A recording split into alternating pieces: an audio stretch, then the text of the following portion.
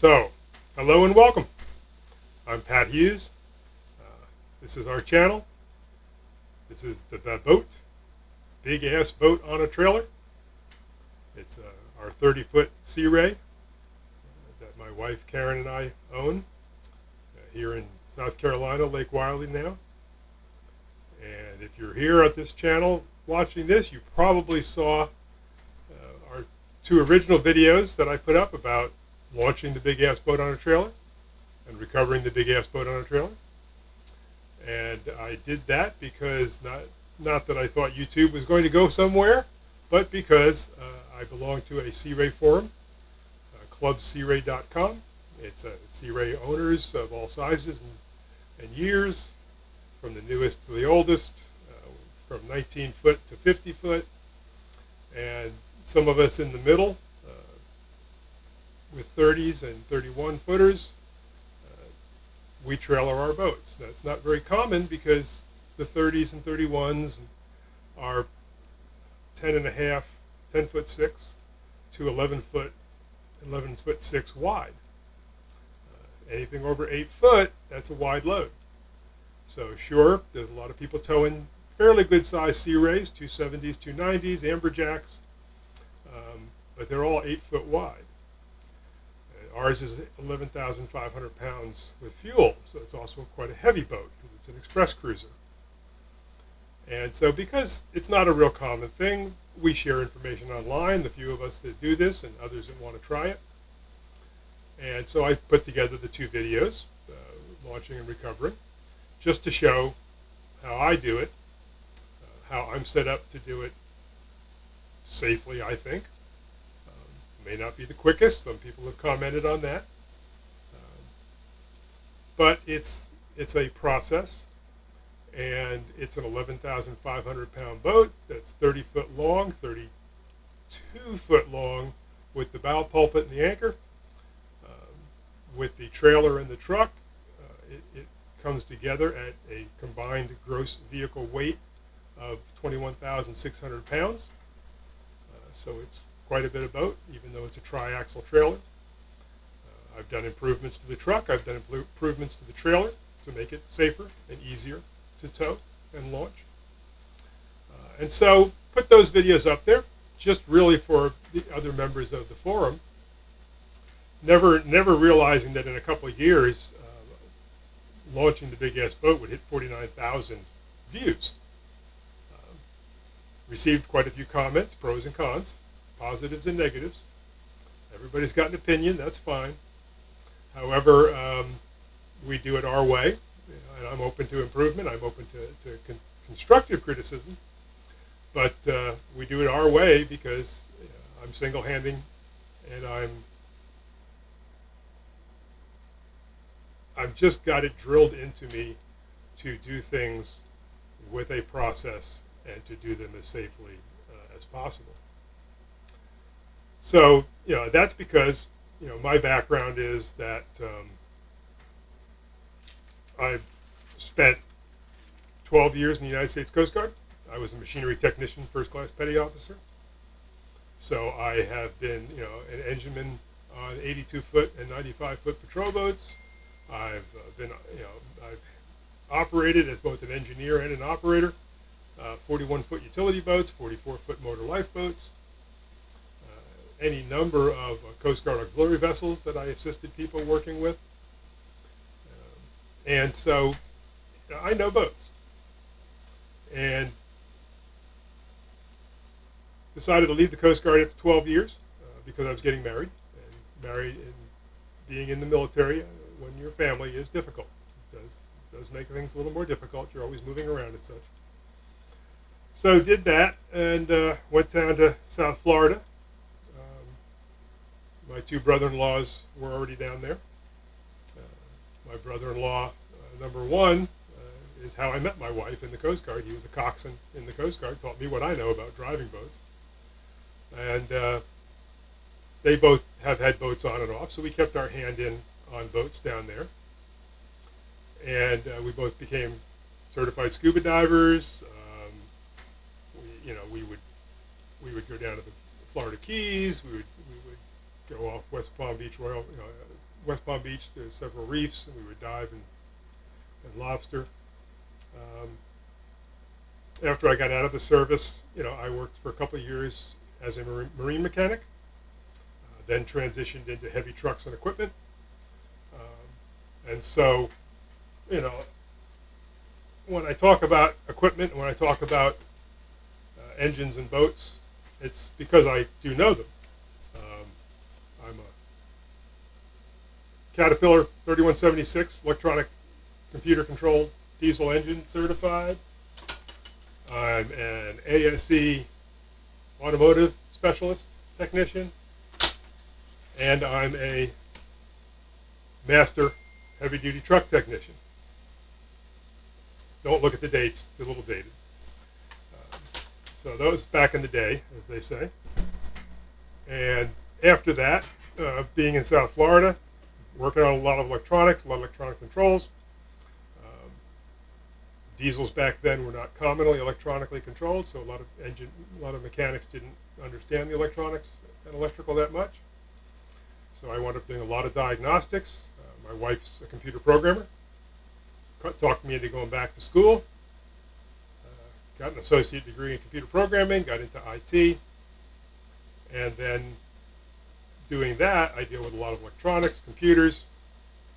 I worked my way up through that industry. Now I'm a senior systems engineer and infrastructure architect for a major three-letter corporation doing managed services for major clients around the world. Came up to South Carolina after quite a few years in Florida, 14-some years in Florida.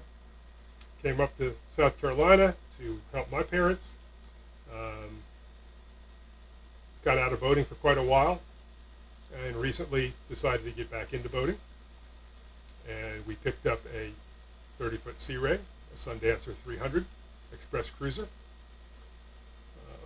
Unfortunately, turned out that the boat needed some substantial interior structural work, and so had to put some other things on hold for the first almost 3 years while I gutted the interior and renovated the center section of the boat, rebuilt the struts, the stringers, and got that put back together. Did a lot of upgrades in electrical because it is a 1994 boat. It is a 28-year-old boat. And now we've gotten to the point where we're using it, and did the 2 videos on launching and recovering. And they garnered a lot of interest, a lot of comments, some good, some bad. People have their opinions. However, I do things my way because my wife's a little limited in her mobility, and so everything was rigged up to do single-handed launch and recovery, single-handed operations for the most part. So the boat is it is a larger boat, and even doing single-handed. I mean, it's 10 foot 6 inches wide. It's 30 feet long plus a 3-foot bow pulpit with the anchor. It's 11,500 pounds.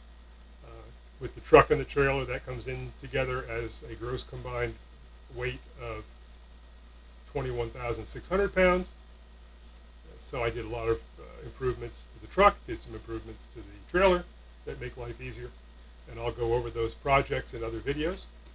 A lot of the early repairs, I didn't do videos. I was taking a fair amount of photographs to document what I was doing. However, videos really weren't on my mind. But I'll do the first few older work as slide presentations, more or less, with a voiceover and explanation.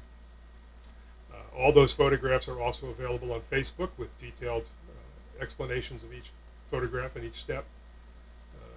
You can find me at Patrick Hughes, HughesPat57 on Facebook. Those boat repair albums are public albums, and anybody can look at them. Some of the projects, besides the major internal stringer work, completely rewired the helm and the instrumentation, all new gauges, ignition systems under the helm, electronics upgrades, freshwater lake boat. Previous owners hadn't really put any electronics on it, so all the electronics you see, chart plotter, VHF radio, stereo system upgrade, the folding antenna mounts for the radar arch, the radar, were all added, recently by myself, and I'll do some videos on those. Completely redid the battery boxes and hold downs and DC distribution system, battery switches.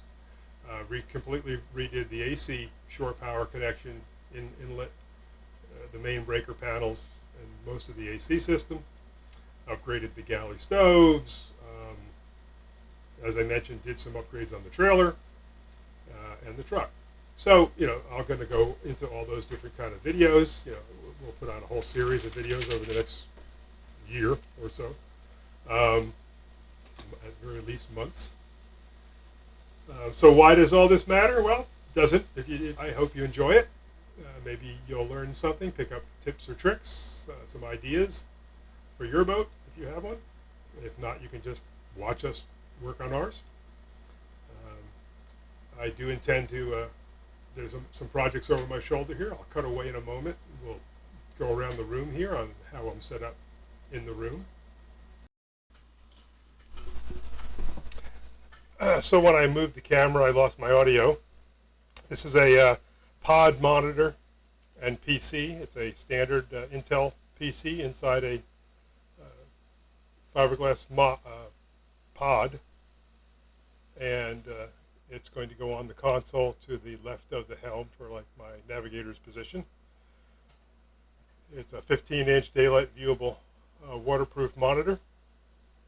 Runs Linux and OpenCPN navigation. It'll drive a second monitor, also with the same 15-inch waterproof daylight viewable monitor. They're not the highest resolution, but you don't really need super fine resolution for navigation. You want large text, easily viewable. That's going to go right in front of the helm, right in front of the steering wheel. It'll be flush mounted at a slight angle. The 300 Sea Rays from the 94 era have a plexiglass sheet right in front there, so people could put their paper charts underneath. And since there's no paper charts really, it'll be mounted underneath that plexiglass, set into the fiberglass, so it's flush mounted, and it'll be easily viewable from the helm seat. I'll probably angle it slightly. So those are two new projects. And I've also got two ICOM radios, two older big ICOMs, a VHF radio and a single sideband radio.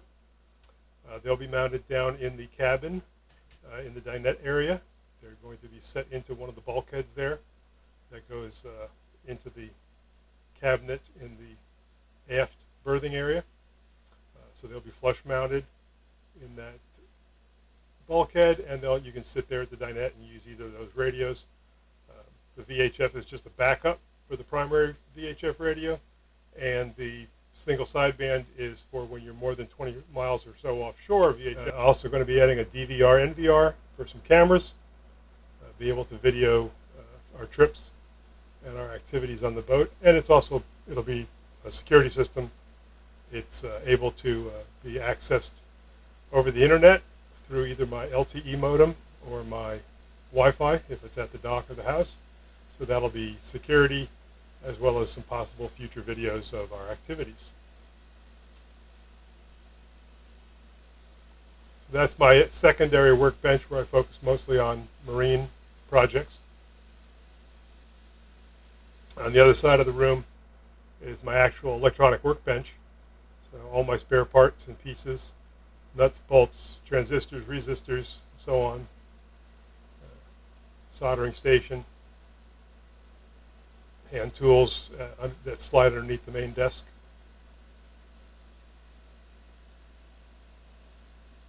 And then finally, a little bit more to the left, some magnet strips that hold my bigger hand tools, wrenches and such. And so those are a lot of new projects that are still going to happen, and there's always something to repair on a boat. So these things, it's an oversized boat. These are my methods and how I do things. They work for me. This is all about our boat. Hopefully, you can get some ideas for your boat, but it's about our boat, and so it's about how we do things. I'm open to suggestions and such, but these are the processes that I found work for me. It's how we're going to use the boat, it's how we're going to operate the boat, it's how we're going to do that all safely. So that about wraps it up. Hope you stay tuned. Please subscribe. Please check back in, like it if you will, and see you next time with BABOAT.